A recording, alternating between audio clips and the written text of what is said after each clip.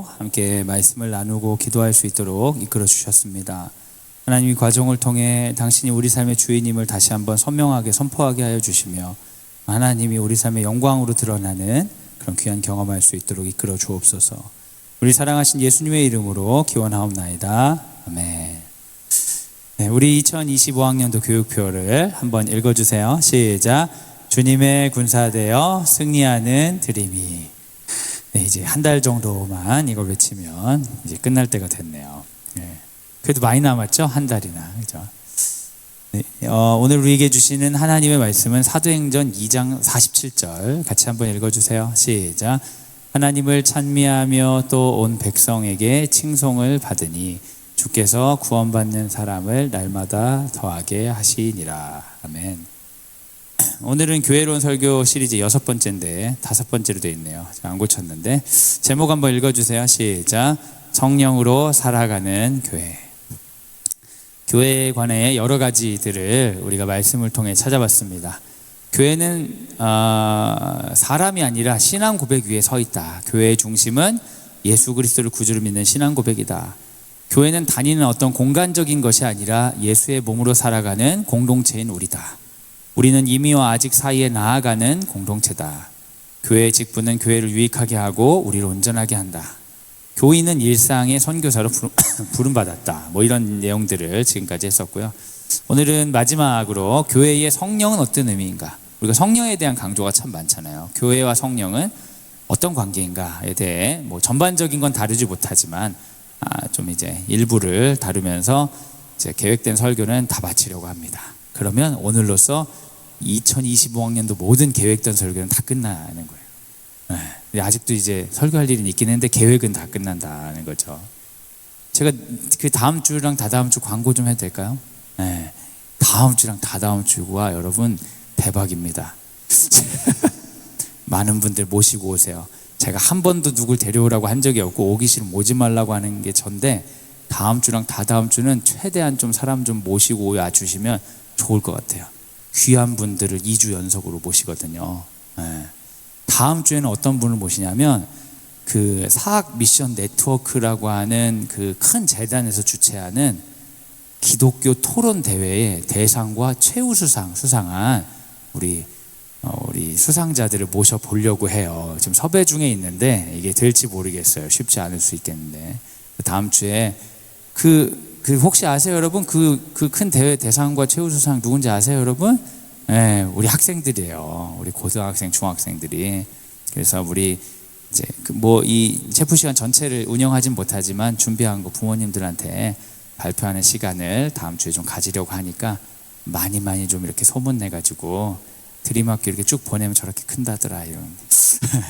물론 뭐 저희 아이들은 없지만 그 안에 한번 이렇게 해주시면 좋겠고, 그 다음 주에는 우리 학교 협동조합이 있습니다. 광성 드림학교 가온누리 학교 협동조합이 있는데 협동조합 조합원들끼리 자체적으로 뮤지컬을 만들었어요. 네.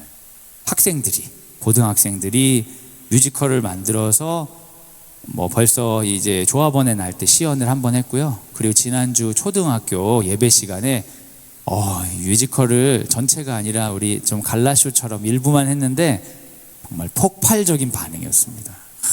그래서 이제 다다음 주에는 우리 합동조합 조합원 교육을 위한 뮤지컬이 진행될 예정입니다. 두 타이밍에는 혹시 아침에 일어날 수 있는 분들은 최대한 다 깨우셔가지고, 그래서 사실 저는 제가 하건 강사가 오건 별로 신경을 안 써요. 강사들은 돈 받고 하는 사람일 확률도 없고 저는 월급 받고 하는 사람이니까. 근데 학생들이 할 때는 좀 격려가 많이 필요해가지고 혹시 다음 주 다다음 주는 섭외가 틀어지면 제가 다시 얘기 드릴게요. 근데 지금은 될 것 같아서 학생들 쓸 때는 가능하시면 많이 오셔서 격려해 주시기를 부탁드리겠습니다. 광고 끝. 이제 이따가 광고하려 잊어버릴까봐 제가 그 대회나 이런 거에 대해서는 다음 주에 말씀드리도록 하겠습니다. 교회에서 성령은 어떤 의미인가? 그럼 이제 우리가 교회에서 많이 쓰는 말이 성령 충만이죠. 성령 충만을 받아야 되죠. 여러분 아멘이시죠? 우리가 다 문제는 뭐 때문에 있어요? 성령 충만하지 않아서 문제잖아요. 그죠? 그래서 여러분 무슨 문제 있으면 성령 충만하지 않아서 그래. 그런데 근데 성령 충만은 뭐예요? 근데 우리는 성령 충만이 뭔지에 대한 어떤 그 깊은 생각 없이 성령 충만이 되어야 되고 성령 충만이 없는 것을 문제 삼는 경우가 참 많습니다. 언제 여러분은 스스로를 혹은 타인을 성령 충만하다고 평가하시나요? 주로 많은 사람들은 성령 충만을 감정적 고양감과 같이 이해하죠. 예배를 드렸는데 와, 야, 감동, 닭살 돋고마, 와, 오늘 예배 진짜, 와, 성령 충만, 이렇게 연결 짓는 경우가 많죠. 그렇죠, 여러분? 예배 시간에 감정적 고양감을 느끼고 막 눈물을 흘리고 이럴 때 성령 충만을 경험했다, 뭐 이런 느낌들을 많이, 그런 용어들을 사용하죠. 아니면 성령 충만하면 떠오르는 것은 신비적 체험이나 독특한 능력. 누가 아팠는데 이제 기도했더니 병이 치유됐다. 오, 성령 충만. 야, 이 능력, 어떤 신비한 체험들, 기도했던 것이 이루어졌다. 이럴 때 성령 충만하다, 뭐 이렇게 생각하기도 하죠. 그리고 성령 충만이라는 용어를 특정한 사람들에게 주어진 신적 능력을 지칭할 때 사용하기도 합니다. 아우, 그 목사님 성령 충만하잖아. 그 권사님 성령 충만해. 그분이 기도하면, 그분이 예언하면, 그 특정한 사람들의 능력, 종교적 능력을 성령 충만이라고 쓰기도 해요. 또 어떤 분은 이런 것들이 아니다 그러면서 마음의 평안을 제공하는 어떤 심리적인 위안이 성령 충만이다. 아, 내 영혼 평안해. 성령님 함께 계셔서 내가 편안하다. 그렇죠? 심리적인 평안함, 마음이 흔들리지 않는 잘 챙겨진 마음 상태를 그 기독교인들은 성령 충만이다 라기도 하죠. 이런 것들을 보면은 성령 충만은, 우리가 많이 사용하는 성령 충만의 특징은 개인의 영적 체험화 되어 있는 것 같다는 생각이 듭니다. 우리가 함께 있지만 누군가는 성령 충만하고 누군가는 성령 충만하지 않고, 그것은 그 개인이 어떠한 정서적 고양감을 느끼고 있든지, 그 개인이 어떤 능력이 있든지, 그 개인이 마음이 평안하든지 하면 성령 충만이고, 그렇지 않으면 성령 충만하지 않다는 식으로 생각이 되는 거예요. 그래서 이렇게 적용을 하다 보니까 어떤 그 질문들을 하게 되냐면, 내가 개인적으로 힘든 일이 있어요. 마음이 안 좋아. 그러면 성령 충만하지 않은 것처럼 느껴지죠. 아, 이래도 내 마음이 평안해야 되는데, 이래도 내가 주를 인하여 기뻐해야 되는데, 뭐 틀린 말은 아닐 수 있지만 자연스럽게 이제 돌부리에 발이 걸려서 넘어졌는데도 아유, 아파하면 안 되는데, 약간 이런 것처럼 과도한 느낌도 없지 않는 분도 있습니다. 실제 성령 충만이라는 것은 정말 그런 개인적인 체험일까? 만약 그렇다고 한다면 개인적으로 긍정적이고 마음이 좀 편안하신 분들이 있잖아요. 그죠? 그리고 여러분이 만나는 분 중에 굉장히 예민하고 기본값이 좀 편안하지 않은 분들이 있잖아요. 통제 욕구 많고 규제가 높은 분들. 그러면 어떤 분이 성령 충만 받기가 좋을 것 같아요? 마음의 평안이 성령 충만이면 별로 신경 안 쓰고 사는 사람들이 성령 충만 받기가 좀 더 좋지 않을까요? 그리고 어떤 분들은 이제 기분이 좀 이렇게 전반적으로 좋은 분이 있어요. 좀 이렇게 약간 떠 있는 분이 있어요. 무슨 도파민 약이라도 먹은 것 마냥 이렇게 막 항상 그렇게 좀 너는 왜 항상 우니 뭐 이렇게 묻고 싶은 사람들이 있잖아요. 근데 어떤 분은 조금 보기에 좀 우울해 보이는 사람이 있어요. 좀 보면 이렇게 안 좋아 보여. 그래서 뭐 기분 안 좋아, 근데 나 기분 좋은데 막 약간 이런 일 있잖아요. 저도 약간 그런 느낌이긴 한데, 여하튼 그런 거라고 하면 성령 충만 누가 받기가 좋겠어요? 기분이 떠 있는 분이 성령 충만 받기가 좀 좋지 않겠어요?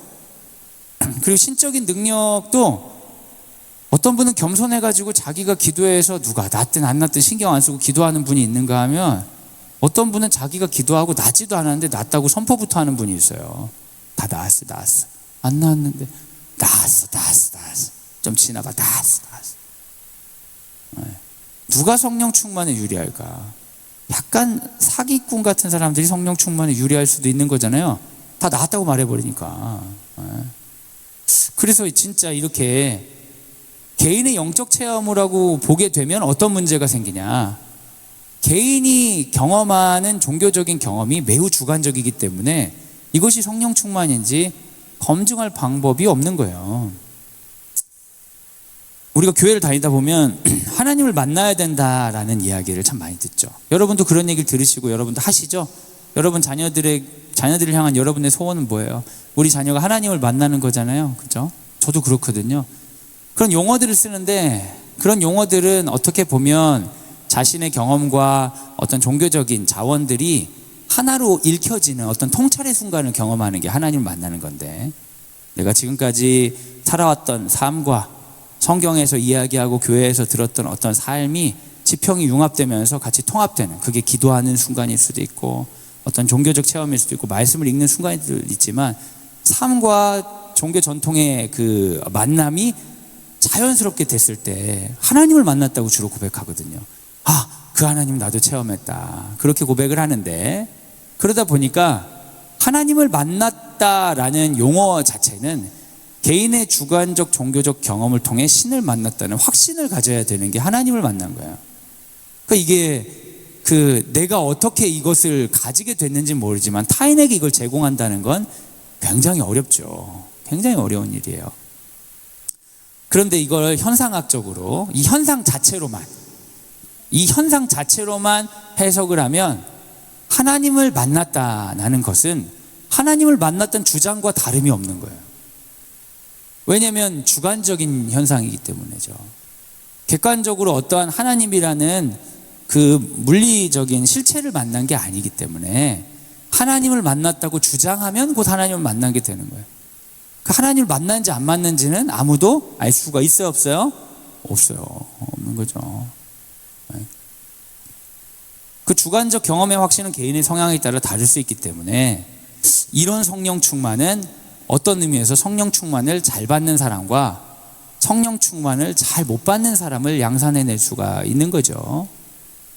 이게 유사한 게 이제 종교교육 가운데 있어서 성품교육이라는 게 있어요. 성품교육.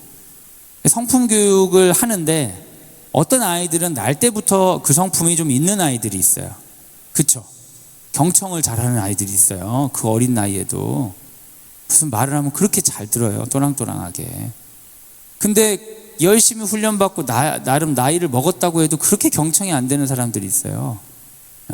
훈련을 통해 상당히 좋아진 건데도 불구하고 전혀 훈련하지 않은 어떤 사람보다 경청이 안 되는 경우가 있지 않겠어요?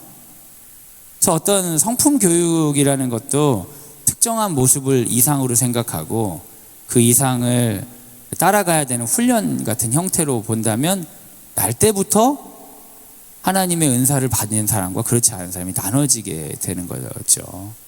하나님과의 만남도 그렇게 될 확률이 높죠. 쉽게 만날 수 있는 사람과 쉽게 만나지 못할 사람이 있을 수 있어요.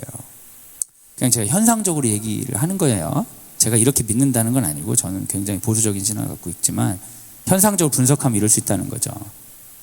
그렇다면 어떤 사람은 이런 말을 들을 때 굉장히 어려운 거예요. 누구는 은혜 받아, 오늘 말씀 듣고 은혜 받아 하면 아멘 하고 설교 끝나고 은혜 받았어, 이런 용어들을 자기 삶에 사용하는 게 수월한 사람들이 있고, 누군가는 은혜를 받으라는 말 자체가 그게 뭐지? 질문하게 되고, 내가 뭐 기분은 좋고 뭐 삶에 도움은 되지만 이게 하나님 만난 걸 할 수 있나? 이렇게 이제 받아들이기 어려운 사람도 있는 거예요. 그 사람에게 대충 그냥 만났다고 생각해, 이렇게 할 수는 없는 거죠. 저는 이제 성령께서 어떻게 보면 예수 그리스도의 영으로 우리를 예수를 믿게 하고 하나님의 뜻을 알게 하시는 그런 도우시는 분이라고 한다면 정말 개인의 성향에 따라 성령을 받고 안 받고 하는 것이 이제 경중이 있는 건 자연스럽지가 않다는 생각이 좀 들었어요. 그렇지 않겠습니까? 종교인들의 어떤 성향에 따라 종교성이 깊은 사람은 성령을 잘 만나고 그렇지 않으면 못 만난다라는 게 좀 자연스럽지 않지 않나, 그런 생각을 하게 됩니다. 그건 이제 현상에 관한 거고, 이제 성경에 관한 얘기를 좀 하려고 해요. 성경에서는 성령을 개인의 영적 체험으로 보는가? 성령이 충만해서 그 사람이 어떤 그 감정적인 고향감을 느끼고 어떤 용기를 가지고 새로운 걸 시도하고 이런 것들이 성경에 있을까요, 없을까요? 있죠. 주의 영이 충만하여. 분명히 있다고요. 분명히 있어요. 그런데 성령 충만한 사람과 그렇지 않은 사람이 나눠져 있느냐? 거기에 대해서는 좀 의문이 있어요. 사실은 성경에서 나오는 성령의 역할은 지극히 개인적이라기보다는, 지극히 개인의 정서를 치유하는 형태보다는 공동체를 통해 역사하시는 하나님의 일을 대변하는 경우가 대부분이거든요. 사도행전 2장 1절 같이 한번 읽어주세요. 시작. 오순절 날이 이미 이르매 그들이 다 같이 한 곳에 모였더니. 성령 하면 우리가 떠오르는 가장 그 성경에서 주목받는 그 본문은 사도행전 2장입니다.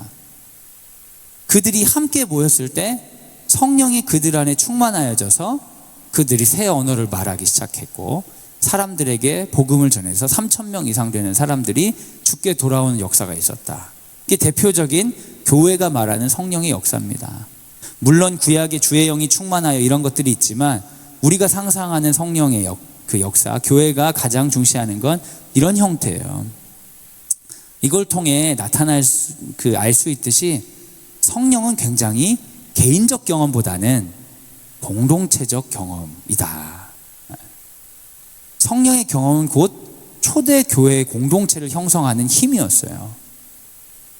어쩌면 우리가 성경의 서사에 좀 더 밀착해서 성령의 충만에 관해서 바라본다면, 개인의 어떤 도덕성, 개인의 정서적인 안정감을 성령 충만으로 보기보다는 그 공동체 안에 있는 생명력, 그 공동체 안에서 경험되는 것들을 통해 성령 충만을 확인할 수 있지 않을까, 그런 질문도 할 수 있습니다.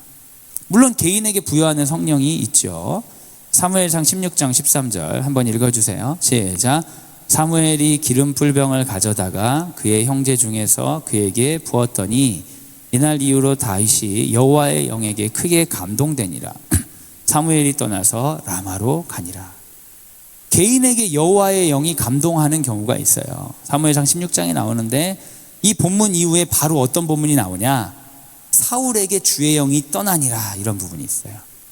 사실 이 본문은 개인적으로 누군가에게 성령이 있고 안 있고가 아니라 사울이 하나님으로부터 버림받고 다윗이 하나님께 선택받았다는 것을 표시하는 본문이긴 한데, 왜 이 사람에게 주의 영이 충만했을까? 사울에게 충만했던 것이 왜 다윗에게 왔을까? 이 사람들이 다 어떤 사람들이에요? 이스라엘의 왕들이잖아요. 주의 영이 충만하다는 것을 우리는 어떤 개인적인 어떤 자유로움이나 개인적인 평안으로 적용하는 경우가 많지만, 구약에 나오는 주의 영의 충만은 공동체를 위한 쓰임을 위해서 하나님께 쓰시는 사람들이 주의 영이 충만하다라고 평가하고 있어요. 성령이 개인에게 주어지는 경험은 분명히 있습니다. 사사, 왕, 선지자 등에게 주의 영이 임하죠. 그러나 이것은 특정 역할을 위한 하나님의 능력 부여고, 그 결론은 결국 공동체를 위한 기능이에요. 개인에게 임했지만 목적은 공동체. 그 신구약을 통틀어서 성령 충만이 필요하다면 그것은 개인적으로 우리가 도덕적으로 완전 무결하기 위함이거나 개인적으로 정서적인 안정감을 누리기 위함이라기보다는 우리 공동체를 통해 역사하시는 하나님의 사역 때문이다 라고 할 수 있는 거죠. 우리가 성령의 충만을 구한다는 것은 좀 더 이런 맥락에서 하면 공동체를 위해 살아갈 수 있는 존재로 하나님 나를 쓰시옵소서 라는 것과 틀린 말은 아니다. 어떤 분은 되게 성령이 충만한데 공동체에는 영향력이 있는데 오히려 공동체의 영향력을 통해 자기가 잘 되려고 하는 경우가 있지 않습니까? 저 사람이 성령이 충만하니까 저 사람이 더 대접받아야 되고, 저 사람 중심으로 공동체가 재편되어야 되고, 저 사람의 방식으로 공동체가 통제되어야 된다. 그것은 성경에서 말하는 성령 충만과는 다르게 굉장히 미신적이고 우상숭배적인 성격이 있죠. 그래서 성령 충만은 철저하게 교회적이다. 성령 충만은 개인의 경건성을 확인한 도구나 개인적인 능력을 검증하는 방식이 아니라 공동체를 세우고 공동체를 위한 방식으로 역사하시는 거죠. 그래서 교회적이다. 그래서 여러분 성령의 충만을 기대할 때 우리의 어떤 그 비전이 좀 넓어지면 좋겠어요. 하나님, 성령 충만하여서 제가 이 어려움 가운데 마음이 편안해졌으면 좋겠습니다. 그렇게 기도하실 수 있잖아요. 그럴 때가 많이 있으시죠. 근데 여러분, 마음이 편안하지 못할 만한 실제 상황이 있는데 마음이 편안한 게 그 정상이에요? 에? 하나님이 우리에게 종교를 제공하신 이유는 자연스러운 삶의 형태를 받아들이지 못할 만큼 망각한 사람을 만들고 싶으신 거예요. 우리 애가 아파, 병원에 있어. 근데 하나님 성령 충만을 주셔서 제가 하나도 평안하게 하여 주옵소서. 아니, 부모가 같이 안 편해야 되는 거 아니에요? 너무 힘들고 그러면, 지고 힘들고 간병을 못하니까 그러니까 안 좋지만, 너무 개인적으로 접근하는 순간 성령의 충만이 개인을 통제하고 개인을 단속하는 방식으로 활용될 수 있어요. 그럼 우리 자아가 성령 때문에 더 자유롭고 충만하고 넓어지겠어요? 좁아지고 불안해지겠어요?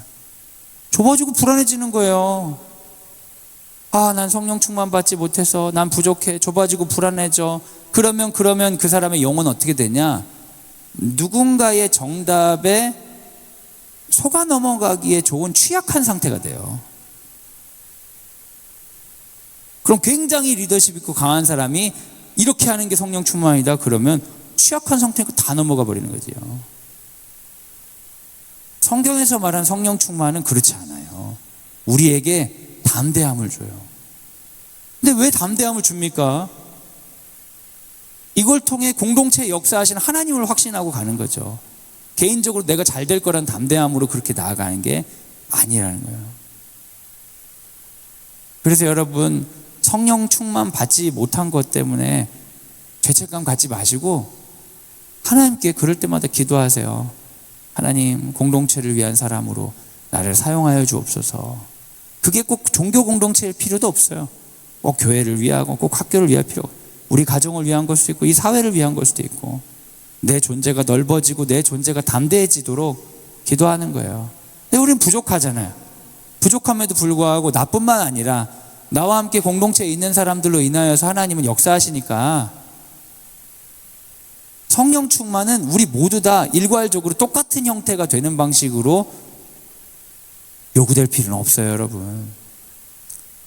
여러분, 이렇게 기도하러 나오시고 여러분 되게 믿음이 좋으신 것 같아요. 만약에 믿음이 안 좋으시다면 습관을 잘 들이실 거나 아니면 이렇게 이제 주어진 일들을 빠뜨리는 거 싫어하시거나 여러 가지 이유로 여기 나오셨을 것 같아요. 근데 어떨 때는 되게 충만해. 막 예배를 드리면서 막 너무 감동이 있고 막 그래. 그래가지고 옆 사람한테 막 간증하는 거예요. 예배 끝나고, 야, 진짜 내가 말씀을 듣고 한 주 동안 적용하면서 우리 아이랑 이런 걸 해봤어. 막 주변 사람들이 도전받아. 막, 뭐야? 아무것도 아니게 생겨가지고. 뭐야, 애도 별론데. 아주 믿음으로 사는구만? 옆 사람이 막 도전이 되는 거예요. 그래가지고 이 사람도 막 기도를 하고 막 이러면서 나도 좀 해볼까? 그러면서 자기가 은혜를 막 받아. 그래서 이 진짜 은혜가 되네? 해가지고 다음에 만나면 그 집사님한테 그 어머님한테 얘기해야지 하고 이렇게 만났는데 그 엄마가 안 왔어. 그 다음 주에 전화할 때 저 몸이 안 좋아가지고 보니까 영원히 또 겨울이 찾아왔어요. 그분의 일주일 만에. 그분은 이제 안 나왔다고 하니까 심심하고 하니까 전화해서 만나서 점심 먹다가 그때 자기가 이렇게 애랑 한다고 해가지고 나 이런 거 해봤더니 야, 진짜 하나님 역사하시더라. 진짜 자기 고마워. 이런 얘기 들어요. 그래서 영혼의 겨울을 맞이하는 분이 회개를 하고 그렇죠, 맞아요 하고 이제 집에 가서 우는 거죠. 주여, 제가. 성령의 충만의 형태가 굉장히 어떤 이벤트고 격정적인 고향이 있어야 된다고 여길 수도 있지만 사실은 공동체 안에서 하나님이 일하시는 거예요. 그래서 성령 충만의 100%를 내가 감당할 필요는 없어요. 우린 넓어져서 건강한 공동체 안에서 하나님께서 인도함 받기를 원해서 내 영혼을 계속 열어드리는 거 필요하죠. 함께 하는 게 필요해요. 성령 충만은 매우 교회적이다. 혼자 기도하고 성령 충만 받겠다고 해가지고 혼자 기도해서 성령 충만 받을 수도 있지만 대부분 성령 충만은 언제 많이 와요? 나같이 모여가지고 기도할 때 많이 오는 거예요. 함께 할 때 힘을 받고 함께 할 수 있다는 믿음이 개인적인 문제로부터 자유를 주는 거죠. 그래서 여러분, 정말 성령 충만은 교회적이에요. 함께하는 마음들이 우리를 더 담대하게 만들어줍니다. 너무너무 개인적으로 죄책감을 많이 가지실 필요는 없어요. 그런 마음은 여러분을 성령 충만으로 인도할 수도 있지만 자칫하면 성령 충만을 가장한 강한 사람들에게 노예가 되도록 만들 수도 있어요. 여러분이 그거는 구분하셔야 돼요. 이러한 기도와 이러한 마음의 태도가 나를 담대하고 내 삶의 반경이 넓어지게 만들고 공동체에 나아가로 만드느냐, 아니면 나를 더 축소시키고 나를 더 유약한 상태로, 취약한 상태로 만드느냐, 보시면 알죠. 그리고 그것으로부터 벗어나기 위해서 기도의 반경을 넓혀서 누군가와 함께 기도하는, 나 혼자 기도하죠. 기도하는 그 모임에 같이 나가고, 그런 게 필요한 거죠. 제가 화요 학부모 신앙교육을 이렇게 시작하면서 부모님들한테 한 번도 나오라고 한 적이 없어요. 자발성이 중요하니까. 다음 주랑 다다음 주는 꼭 나와주세요. 제가 한 번도 나오라고 한 적이 없어요. 이제는 이제 끝이죠. 다음 주와 다다음 주가 있어서. 근데 되게 중요한 건 자발성이기 때문에 그렇다고 생각은 했지만, 그런데 나오면 좋은 점은 있어요. 혼자 기도하는 것보다 훨씬 나아요. 왜냐하면 성령 충만이 교회적이기 때문에. 어쩌다가 여러분 진짜 영혼의 겨울이 찾아와가지고 주일날 예배가 가기 싫은 날이 있지 않아요, 여러분? 없으실 수도 있죠, 여러분은. 근데 그럴 때가 있을 수 있잖아요. 그러면 예전 같으면은 싫어도 가야 돼. 사회적 평판도 있고, 그리고 주일 성수 안 하면 막 지옥 갈 것 같고, 막 그러니까 우리는 요즘 애들보다 좀 더 보수적인 신앙교육 받았잖아요. 요즘 애들은 그런 마음은 없어요. 천국까지 여기 있는지도 모르겠으니까 애들. 근데 우리는 안 가면 큰일 날 것 같아. 근데 이제 코로나 이후에 우리에게 굉장한 자유가 임했잖아요. 오늘 아침은 진짜 가기가 싫어. 그러면 자기 자신을 막 설득하는 거야. 진짜 오늘 진짜 가기 싫다. 그치? 진짜 내가 웬만하면 가는데 오늘은 진짜 아니다. 오늘은 진짜 아니야. 그럼 이제 온라인 예배를 이제 한다고 영상을 틀어놓죠. 앉아가지고 찬송가 따라하고 이렇게 하는 사람도 별로 없어요. 누워있어. 이렇게 누워있어. 누워서 이제 온라인 예배 틀고, 심지어는 핸드폰으로 딴 거 보는 사람도 있어요. 막 책 딴짓하고. 근데 내가 그 영혼의 겨울이라서 예배를 못 드리겠다 하고 교회를 가요. 그래도 교회를 가면 뭐가 되냐? 안녕하세요. 인사하고, 앉으라면 앉고, 서라면 서고, 부르라면 부르고, 들으라면 듣고, 최소한의 순종을 통해 공동체가 가지는 건강성으로 내가 지켜져요. 그래서 성령 충만을 기대하는 분은 어디로 나와라? 교회로 나와라. 여러분, 제가 이제 설교를 하는 거 보면 막 이 교회 다니는 게 꼭 의미 없는 것처럼 얘기하는 것처럼 들릴 때도 있으실 거예요. 근데 신학적으로는 그럴 수 있어요. 신학적으로 교회란 것은 되게 구체적으로 형태화되어 있기보다는 되게 그 의미 중심적이니까. 근데 우리는 몸을 가진 사람들이라 구체적인 형태이고 연약한 교회를 통해 사실은 성령을 충만과 성령의 어떤 충만함을 누릴 수밖에 없어요. 나 혼자 잘할 수 있는 사람 별로 없습니다. 혼자 잘하는 분이 있다면 정말 스스로를 칭찬하시고 지금 천국 가겠다, 그런 마음 가지시면 됩니다. 대부분은 그렇지가 않죠. 그래서 교회가 기대하는 성령 충만 3가지 방향을 좀 말씀드리면서 얘기하려고 하는데요.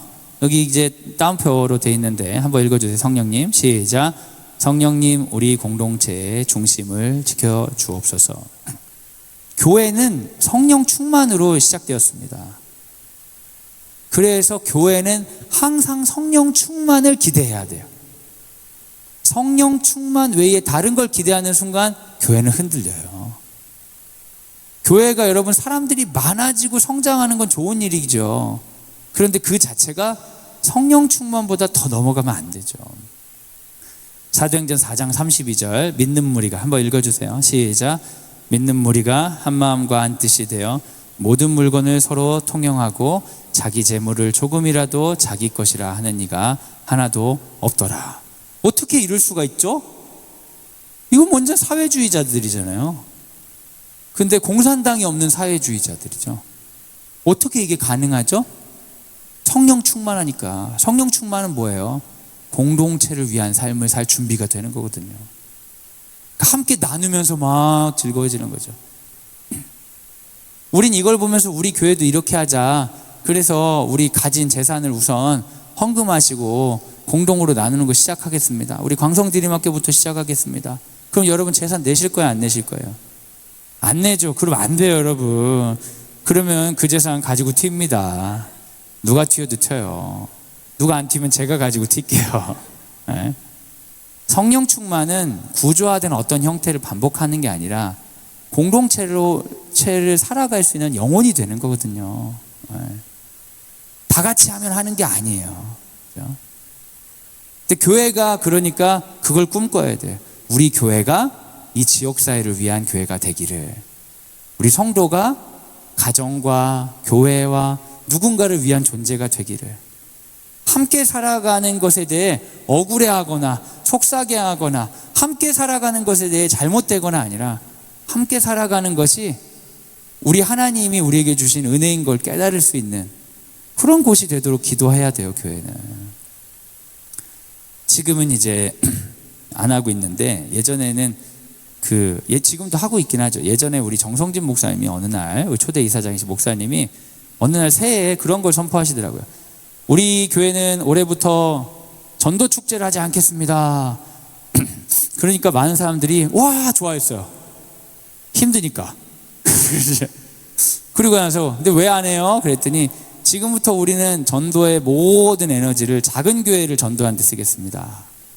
그래서 우리 전도팀이 전부 다 작은 교회에 가가지고 1주일 2주일 예배 드리면서 작은 교회 전도를 해줬어요. 그리고 그때부터 지금까지 전도 축제가 없어요. 새로운 목사님 오시고는 뭐 가족 모임 축제 이런 거 했었는데 그 전까지는 한 번도 없었어요. 여러분 사실은 이런 행동들이 굉장히 성령 충만한 거예요. 남들이 보기에 이해되지 않을 정도로 함께 살아가는 삶에 대한 감각을 갖는 거죠. 아, 성령 충만한 교회구나. 내가 그 안에서 막 열정적인 고향감을 느끼거나 대단한 체험 안 해도 그런 공동체 안에 살아가고 그런 공동체의 일에 이제 우리가 함께 할 때 성령 충만인 것이죠. 꼭 그 느낌이 있어야 되는 거는 아니에요. 만약 꼭 느낌이 있어야 된다면 성경의 느낌에 대한, 감정에 대한 글이 많이 써 있겠죠? 성경 여러분 읽어보세요. 느낌과 감정에 대한 얘기가 얼마나 있는지. 그런데 하나님께서는 공동체를 통해 역사하시는 것은 엄청나게 써 있어요. 너희는 거룩하라. 나그네를 선대하라. 너희가 나그네 되었음이니라. 성경에 나오는 주요한 서사들과 성경이 주장하는 바를 체화하는 게 성령의 충만이라면 함께 살아갈 수 있는 존재로 준비되는 게 진정한 성령의 충만이죠. 거기로 계속 돌아가야 교회가 타락하지 않는다. 우리 광성드림학교가 교회 같은 공동체라면 우리도 끊임없이 거기로 돌아가야 돼요.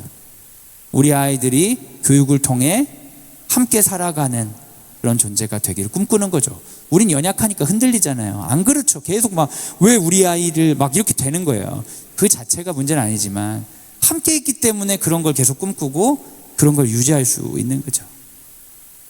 내가 혼자 드림학교를 보내도 혼자 있으면 또 내 마음대로 굴파고 들어가는데 이렇게 함께 모여서 기도하고 그러다 보면 좀 더 내 생각이 확장되고 이 세계를 위한 어떤 교육, 우리 아이를 위한 교육을 아니라 이런 교육을 하는 것 자체를 통해 이 한국 사회에 다른 메시지를 줄 수 있는 것에 대한 어떤 이제 그 일에 동참하게 되는 마음들, 이런 것들이 되는 거죠. 성령의 공동체는 계속 중심에 성령이 원하시는 충만으로 돌아가도록 기도를 해야 되는 것입니다. 교회가 기대한 성만 충만 두 번째, 한번 다운표 읽어주세요. 시작. 성령님 우리 공동체를 연합하게 하옵소서. 성령의 능력은 교회를 만들고 유지하는 능력과 함께 공동체를 연합하게 하는 능력입니다.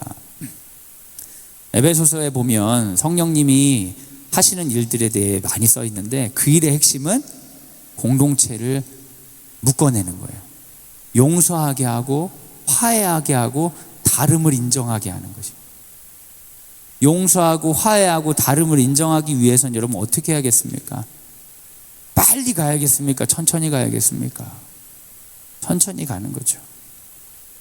눈앞에 보이는 단기적인 이득을 취해야겠습니까? 긴 안목으로 봐야겠습니까? 긴 안목으로 봐야 돼요. 근데 그게 우리에게 자연스럽지가 않아요. 인간이란 존재는 눈앞에 있는 걸 가지고 이거를 가질지 아니면 도망갈지 빨리 정하도록 진화되었어요. 동물이란 게 그렇거든요. 그런데 성령의 충만은 지금 싸울지 도망갈지 정해야 되는 그 순간에 멈춰서서 오랫동안 이걸 바라볼 수 있는 사람으로 만들어주는 거죠. 나와의 다름을. 그래서 다름과 함께 살아갈 수 있는 능력을 주는 거예요. 이게 어떠한 혼합주의나 세속성과의 어떤 결탁을 말하는 것이 아닙니다. 그래서 교회는 함께 하기 위해서 다양함을 훈련하는 가장 좋은 곳이 되어야 돼요. 다양한 은사지만 한 성령이 불러주시고요. 그리고 주님께서는 용서하게 하시는 성령입니다. 요한복음 20장 22절에서 23절, 여기 좀 색깔이 좀 흐리멍텅한데 이 말씀을 한번 읽어주세요. 시작. 이 말씀을 하시고 그들을 향하사 숨을 내쉬며 이르시되 성령을 받으라. 너희가 누구의 죄든지 사하면 사하여질 것이요 누구의 죄든지 그대로 두면 그대로 있으리라 하시니라. 성령님은 우리를 연합하기 위해서 우리에게 하늘과 땅의 모든 권세를 부어주시는데, 그 권세의 핵심은 돈 잘 벌고 세상이 마음대로 되는 게 아니라 용서할 수 있는 능력을 주신다는 거예요. 성령이 아니고서는 용서가 안 되죠. 내가 그 사람을 개인적으로 용서할 이유는 뭐가 있어요? 없어요. 하지만 공동체를 위해서는 용서할 이유가 있을까 없을까? 있어요. 그게 성령 충만인 거예요. 나에게 원수 같은 그 사람을 용서할 이유는 진짜 1도 없어요. 하지만 나의 시선을 넓게 보고 나의 안목을 길게 봤을 때 공동체란 관점에서 그 사람을 용서하는 것이 더 좋을 수 있는 거죠. 그게 우리에게 자유를 주는 거죠. 나란 개인은 용서를 하지 못합니다. 하지만 성령의 충만이 우리를 넓게 만들면 그런 것들에 대해 너그러워지게 만드는 거죠. 악마가 하는 것, 악령이 하는 것이 성경에 명확하게 나오는 게 있어요. 그게 뭐냐? 분열하게 하는 영이 악이에요. 분열하게 하는 영이. 성령은 연합하게 하는 영이에요. 한국의 교회들이 분열을 잘하기로 유명합니다, 여러분. 교단이 150개, 제가 대학 다닐 때 150개 정도라고 했는데 매년 이제 늘어나니까 지금 200개 넘지 않았을까요? 분열하는 영이 악령이라면 지금 한국 교회는 악령이 득세하고 있을지도 모르겠습니다. 여러분, 교회에 갈등이 있으세요? 인간 사는 세상이니까 갈등이 있을 수 있죠. 갈등 자체는 악이 아닙니다. 그 갈등 가운데 대화하고 토론하면서 더 넓은 가치를 생각하면서 견뎌내고 오랫동안 그 시간들을 보내고 있다면 우리는 성령의 공동체일 수 있어요. 갈등이 있으니까 우린 갈라지겠다. 뭐 사업체라면 또 개인적인 이익을 어떤 공유해야 되는 집단이라면 그런 선택도 가능하겠지만 사실은 교회라는 이름으로 그럴 필요는 없어요. 만약 교회가 교회라는 이름으로 그런 것들을 자행한다면 그것은 교회로서의 정체성, 성령 충만한 집단으로서의 정체성을 잃어버리고 이입 집단화된 것일 수 있습니다.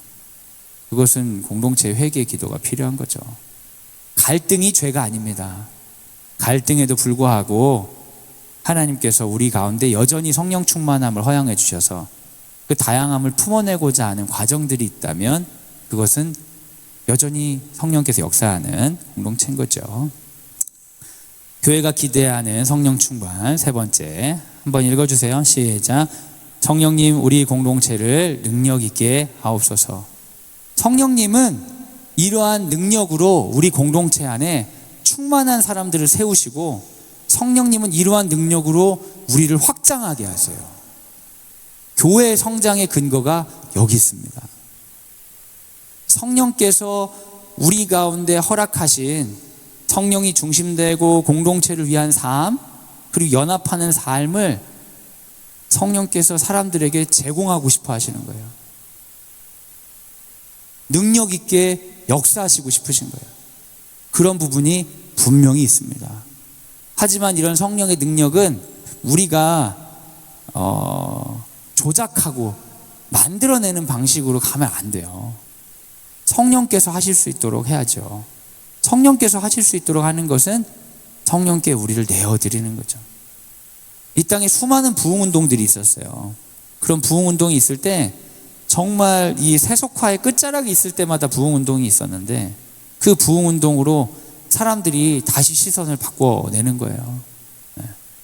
우리가 이러한 것들을 꿈꿔야죠. 어쩌면 성령에 대한 교회의 충만함이 여러 가지가 있는데 그 가운데 이런 모양만 성령의 충만처럼 생각하니까 교회가 성령을 꼭 이용하는 것처럼 보일 때가 있어요. 성령을 이용해서 사람들 가스라이팅하고 성령을 이용해서 사람들 많이 불러오게 하고 그래서 여론과 자본을 축적하려고 하는 야망 있는 종교 집단처럼 보일 때가 있어요. 근데 여러분, 교회의 성장은 야망 있는 악한 일이 아닙니다. 우리가 성령의 공동체로 살아갈 때 주님은 그 공동체를 통해 주변을 새롭게 하기를 원하셔요. 우리가 연합하고 확장하고 우리 가운데 충만한 사람들을 세워서 공동체를 위해 일하게 하고 이런 것들은 여전히 유효하다. 그런 것들을 우리가 꿈꿔야 된다. 또 우리 공동체 안에 성령 충만함으로 사랑하는 우리 자녀들 가운데 성령 충만한 자들이 일어나기를 소원합니다. 여기서 성령 충만한 자들은 공동체를 위해 살아갈 수 있는 사람들. 우리 아이들이 그러한 성령 충만으로 세상에 빛이 되고 소금이 되면 좋겠습니다. 성령은 교회를 형성하고 유지하고 확장하는 힘입니다. 예수께서 다스리시도록 우리는 성령을 구해야 합니다. 그래서 이런 기도를 교회들을 하면 좋습니다. 세 개 한 번 더 읽어주세요. 시작. 성령이여 교회의 중심을 지켜주옵소서. 성령이여 교회를 연합하게 하옵소서. 성령이여 교회를 능력 있게 하옵소서. 우리 광성드림학교를 그러한 교회로 사용하여 주옵소서. 이 시간 우리가 같이 한번 기도하도록 하겠습니다. 이 시간 함께 기도할 때 우리 교회론 시리즈 설교를 이제 한번 돌아보면서 같이 기도하면 좋을 것 같아요.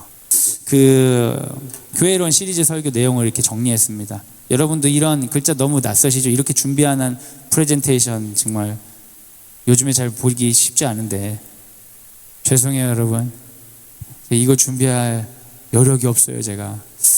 하여간 뭐 내용 중심으로 이렇게 보시면 될 것 같은데 우리가 이런 것들을 보고 같이 한번 좀 기도하면 좋을 것 같아요. 하나님 우리를 교회로 불러주시고 공동체로 불러주셨는데 우리 가운데 공동체가 아니라 어떤 개인적인 것들로 빠지거나 우리 가운데 공동체가 아니라 이 세상 가운데 어떤 메시지에 흔들릴 때가 있습니다. 우리 공동체 가운데 우리를 거룩하게 이끌어 주시옵소서. 그래서 우리 공동체의 성령 충만으로 말미암아 서로가 도전이 되고 서로가 좀 더 넓게 그리고 깊게 살아갈 수 있는 넉넉한 존재 되도록 이끌어 주옵소서. 이 시간 우리 말씀을 생각하며 이렇게 기도하는 시간 갖도록 하겠습니다. 이렇게 기도하겠습니다.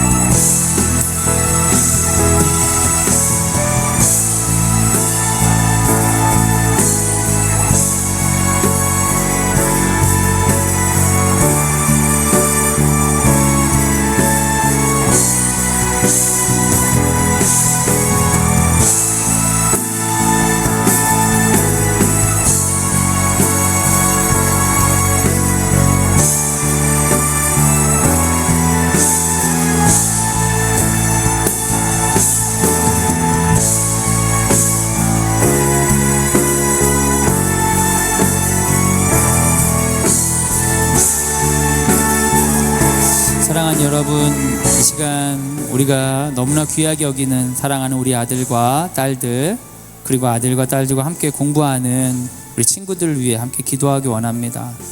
우리가 성령의 충만을 기대합니다. 그 아이들이 갑자기 어느 날 불을 받아서 변화되길 기대합니다. 그런데 여러분, 불을 받는다는 것은 그 전에 준비되었던 것들이 임계점이 찼을 때 되는 것 아니겠습니까? 보기에는 그날 변한 것 같지만 하나님은 그 아이의 인상 가운데 수십 번 수백 번 말하시고 만지셨을 것입니다. 우리가 이 시간 좀 기도하기 원하는 것은, 하나님, 광성드림학교를 다니면서 우리 사랑하는 자녀들이 성령 충만한 자로 성장하기를 원합니다 라고 기도합시다. 단순히 한 번의 변화가 아니라 매 순간 가랑비에 옷 젖듯이 그의 삶의 가치관에 하나님께서 도전하여 주시고, 하나님의 사랑이 저 서서히 물들게 하여 주셔서 하나님 앞에 무릎 꿇는 순간들을 허락하여 주옵소서. 순종하게 주님께 순종하는 자들, 나중에 하나님께 돌아오는 자들, 어떠한 방식이든 공동체를 위해 살아가길 기뻐하며 하나님 나라의 소망으로 벅찬 즐거운 인생, 당당한 인생 살아가는 우리 아들과 딸들 될 수 있도록 이 시간 우리 아들과 딸의 이름을 부르면서, 그리고 우리 반 학생들을, 우리 기억나는 분이 있다면 이름을 부르면서 이 시간 함께 기도하도록 하겠습니다. 같이 기도하겠습니다.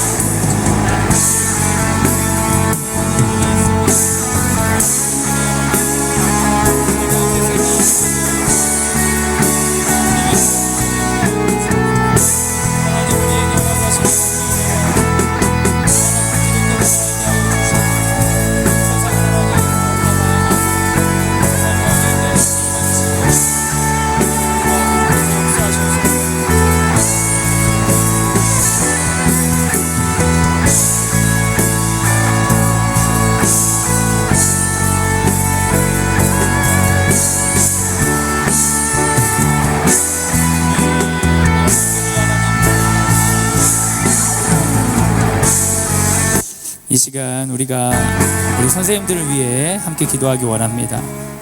광성드림학교라는 교회에 하나님께서 성령 충만한 사람들을 세워주셨음을 믿습니다. 이 과정 자체는 채용하는 것이고, 이 과정 자체는 세상의 것과 다를 것이 없지만, 이 공동체가 그렇게 유지되도록 하나님께서 세워주셨음을 믿습니다. 우리 선생님들이 자신의 삶의 욕심이 아니라 믿음으로 이곳에 나온 것 자체가 전 성령 충만의 증거라고 생각합니다. 성령의 충만은 개인의 능력이 아니라 공동체 가운데 있음을 봅니다. 능력이 좀 부족할 수 있고 모자랄 수 있습니다, 우리 선생님들이. 하지만 우리 공동체의 기도로, 그리고 공동체가 갖는 가치로 우리 선생님들이 잘 성장하며 우리 아이들에게 좋은 것들이 가르쳐지길 소원합니다. 이 시간 교사들을 위해 기도할 때, 하나님, 부족함이 많지만 성령이 충만하여 믿음으로 공동체를 위해 살기로 나아온 우리 지체들입니다. 하나님, 은혜를 더하여 주옵소서. 잘 가르치게 하여 주시고, 더 넓어지게 하여서 더 이해하게 하여 주시고, 하나님께 쓰임받는 지체들 되게 하여 주옵소서. 우리 담임 선생님들과 교과 선생님들 기억이 나시면 이름을 부르면서 이 시간 함께 기도하도록 하겠습니다. 함께 기도하겠습니다.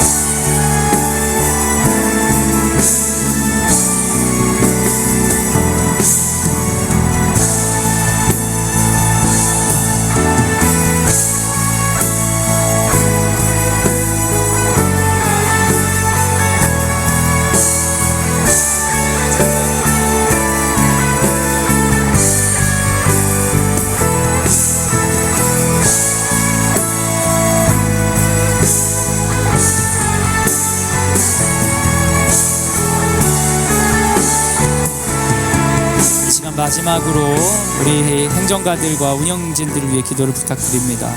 이 교장 선생님, 교감 선생님과 우리 행정실장님, 처장님을 비롯해서 행정팀, 관리팀, 조리팀, 그리고 우리 재단, 우리 기독 학부모 운동, 우리 학부모회, 아버지회 운영하고 진행하시는 모든 분들 가운데 성령의 충만함을 더하여 주셔서 우리가 공동체를 위해서 일할 때에 기쁨으로 하게 하여 주시고 우리 가운데 좋은 정신과 좋은 원리들이 살아나고 운영될 수 있도록 이끌어 주옵소서. 이 시간 공동체 운영하시는 분들을 위해 함께 기도하도록 하겠습니다. 같이 기도하겠습니다.